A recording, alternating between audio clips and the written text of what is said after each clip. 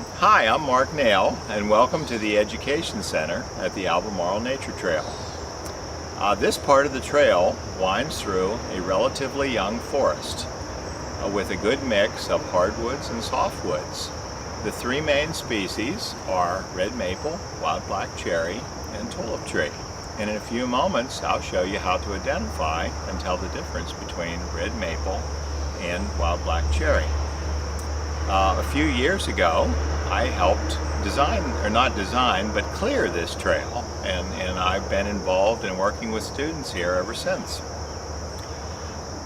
Trees are very important because they provide homes and food for lots of different animals, and they need forest in which to live.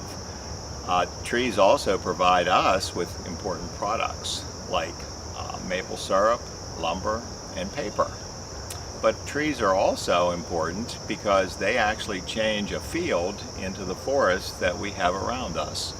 And they make a shadier, more humid, and cooler environment where different plants thrive, such as these ferns.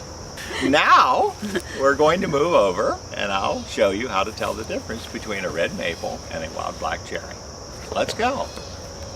The two most common trees at the Albemarle Nature Trail are the red maple and the wild black cherry.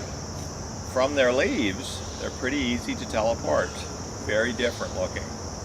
However, the leaves are only on the trees 3 or 4 months a year. So let's do an ID by bark. The red maple, the most common tree in Pennsylvania, has a relatively smooth light gray bark, while wild black cherry has a rough textured bark and it's considerably darker. Wild black cherry, rough bark. Red maple, smooth bark. There's something else I wanted to show you. For the past several years, 6th graders have been planting native species here in this forest.